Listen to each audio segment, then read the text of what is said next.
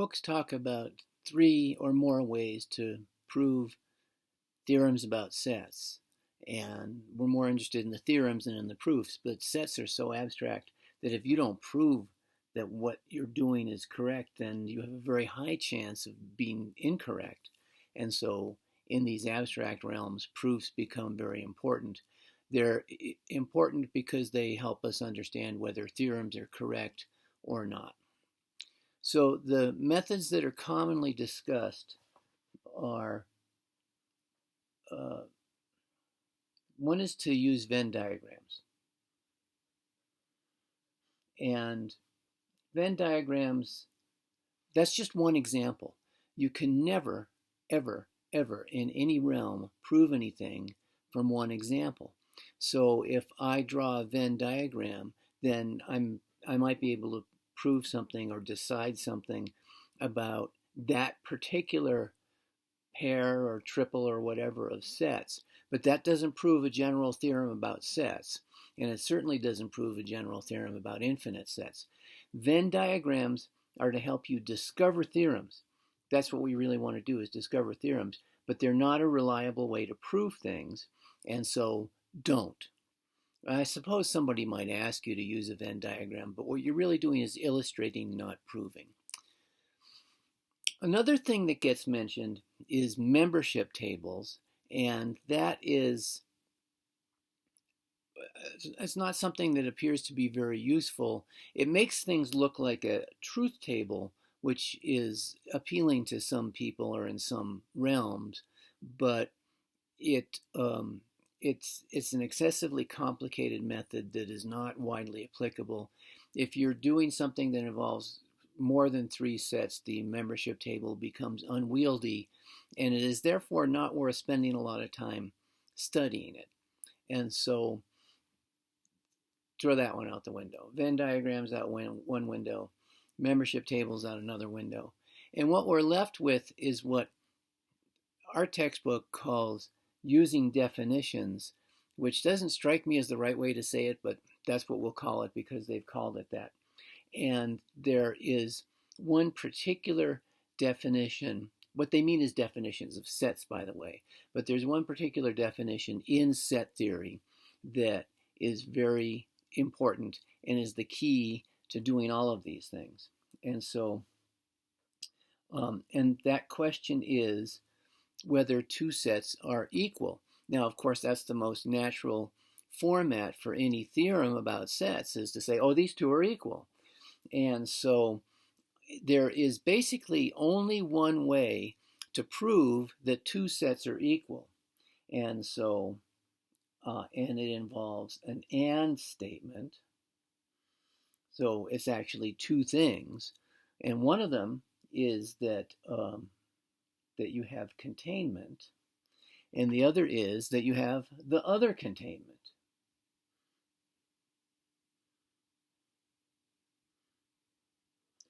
So that's the situation that I'm talking about here. To prove that two sets are equal, that means that A is contained in B, and it means that B is contained in A. These are contained in or equal signs.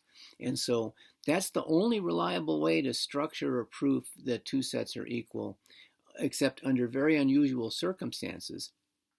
So this is what you have to do. Now, there's a general outline for what happens when you want to prove that one set is a subset of another, and there can be some tricks to this, so let's illustrate it. So let's look at this. To prove that A is a subset or equal to B. So all these proofs have pretty much the same outline, and of course this is impossibly abstract. We don't know what A is. A could be some very, very complicated set made up by doing set operations with other very complicated sets, and the same might apply to B. And so this is an extremely abstract version, and then if you had some actual sets or set operations in mind, you would have something to work with. But here you don't have anything to work with except this. To prove that the set A is a subset of the set B, that means that every element of A has to be an element of B. That's it.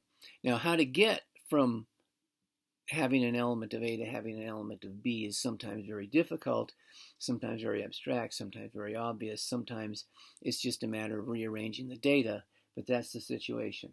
So the situation is to let little a be an element of big A. That's the start. It's traditional and it's more clear if you take set elements and use the same letter as the set name, but use the small version. Or if you need a few, you might use subscripts. Okay. And then this depends too much on the individual problem, but the conclusion is then A is an element of B. So the part in the middle is vague. That varies from situation to situation. But the outside parts don't vary very much. You start with an element of the set A, and you do some stuff to it, and you realize that it's in the set B. And so that's the general thing. If you try to prove equality of two sets some other way, you're going to have to be especially careful about justifying that because it's probably not right. In particular, you can do a Venn diagram. I mean, that's kind of partial situation, but this is really the only way to do it. So focus on doing things this way. So what I'd like to do is look at a particular theorem. Now, we have to keep in mind that section 4.2 of the textbook lists a whole bunch of theorems about sets. They call it basic laws of set theory, and there are 10 of them, and they have two versions, and those are the things that we do when we're manipulating sets.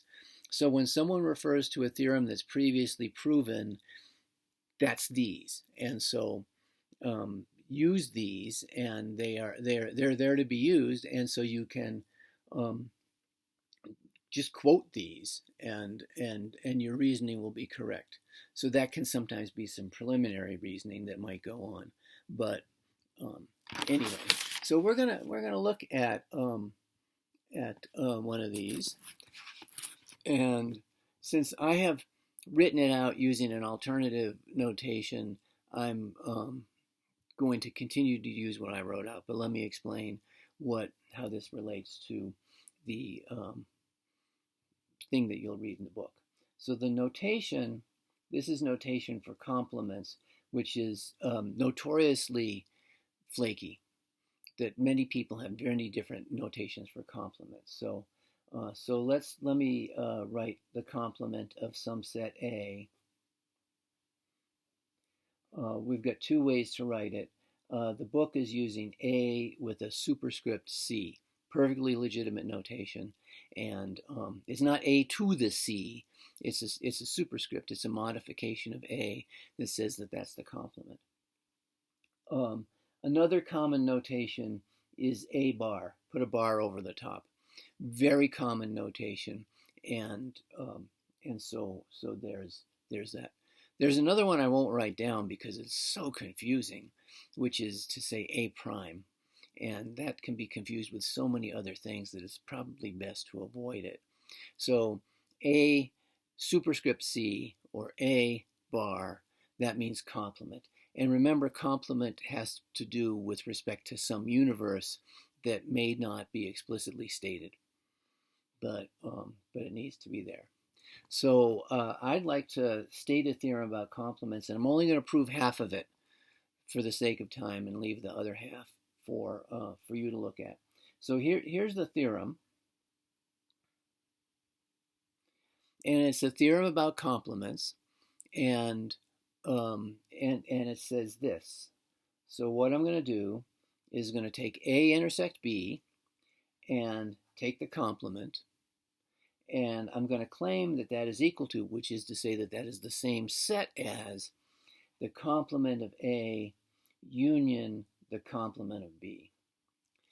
Now, I tried to make a Venn diagram describing this, and you might want to try it just for the sake of being complete, but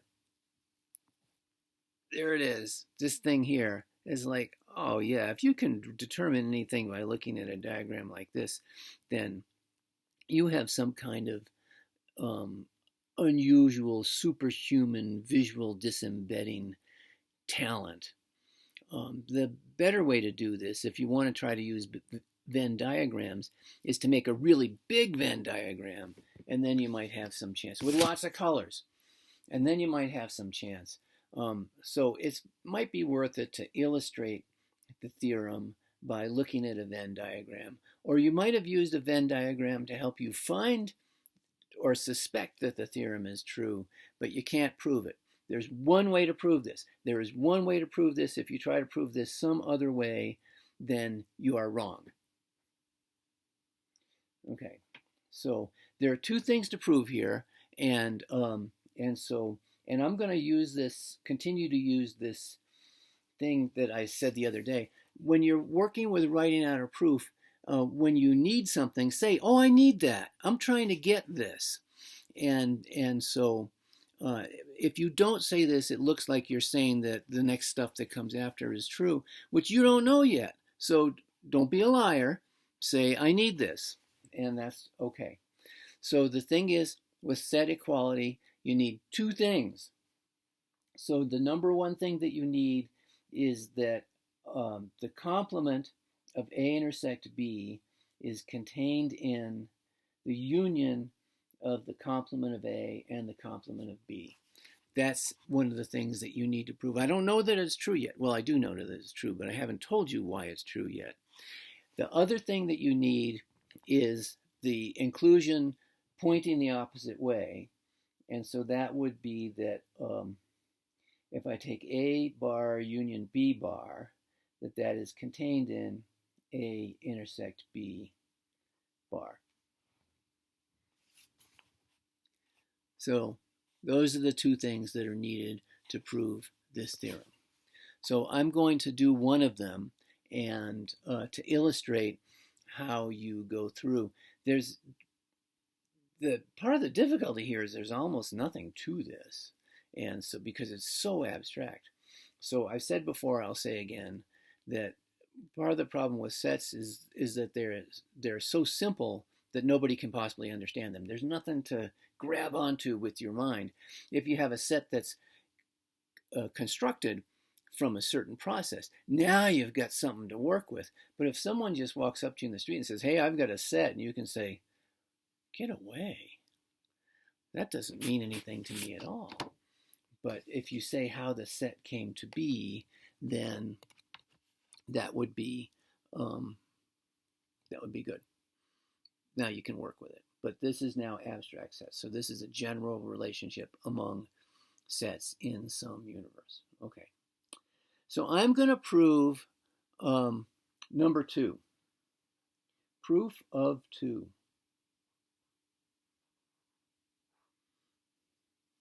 I highly recommend that you put in these signposts as to what you're doing. If you just start to write a lot of statements about sets, nobody can follow your reasoning.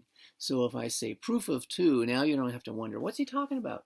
Oh, he's proving 2. So you should do that as well. You should put in the signposts. I need this, I'm given this, I'm going to prove this, things like that. Make your proofs easier to follow and easier to construct. So they're good for the whole world. So there we go. So the proof of 2, there is one and only one way to start the proof of 2. I want to prove that a certain set is a subset of another.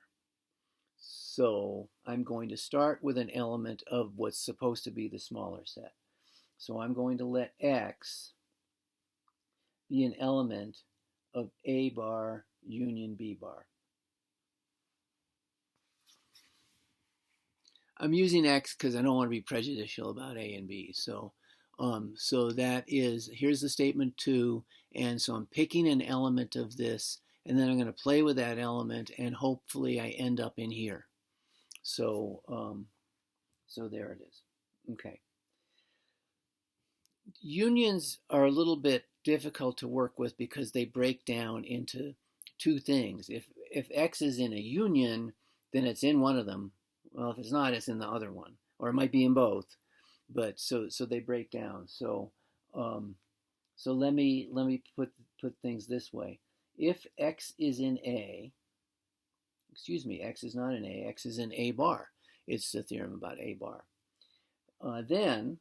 And now I'm just kind of tracing through the definitions. That's why they call this proof by definition. Then that means that X is not an element of A. That's what A bar means. That's the definition of A bar. And so now comes the leap that that came about when I was thinking about how to find the proof. And that means that X is not an element of A intersect B. And that means that X is an element of the complement of A intersect B. So there's all my reasoning. So if X is in the complement of A, then X is not in A. That's the definition of complement. And then the leap that came from looking at and thinking about the other side of this inclusion that we're trying to prove is to say, hey, wait a second, if X isn't in A, it's not in the intersection either. Because to be in the intersection, it would have to be in both, and it's not in one of them, so it's not in the intersection. But to not be in the intersection means to be in the complement of the intersection. So if X is in A, we've done some reasoning that tells us that X is in the complement of A intersect B, which is actually what we're trying to establish. So I knew that I had to work with intersections to get here, and so I worked with intersections, and that one falls out about as easily as these get. I hate to warn you with that. So there's the situation. That's not the whole proof, because this little bit of reasoning that I just showed you depended on X being in A bar. But we're talking about X being in A bar union B bar. So if I make the assumption that X is in A bar, I have some reasoning. But then I also have to come back and say, hey, what happens if X is not in A bar? So if X is not in A bar, so between these two, we've covered all the cases. So this is a little bit of the idea behind the membership table, but that doesn't add anything to this. So X is either in A bar or it's not in A bar. And so that's a pretty commonly accepted piece of reasoning in set theory. Well, let's see. If X is not in A bar, but it's in the union, that means it has to be in the other one. So that means then X is in B bar. It's not it. It's in the union. It's not in one. It must be in the other. So X is not in B. And now this is going to sound familiar. That means so X is in the complement of B. Okay, so what do we get? We started with X was in B bar, so X is not in B. So that means X is in the complement of B. I guess actually we didn't need that. That's what happens when you're doing things. So that was a fine and wonderful thing. If you were writing this up to hand in, you would throw away the page and start over. You don't hand in scratch work, right? So anyway, that was fun, but it didn't help. These things happen when you're working with abstract ideas. Okay, so let's back up. We said that X was not in B, and then in parallel with the other part of this proof that we had, that means that X is not in the intersection of A and B. To be in the intersection, it needs to be in both. That's the definition of intersection. It's not in one of them, so it's not in the intersection.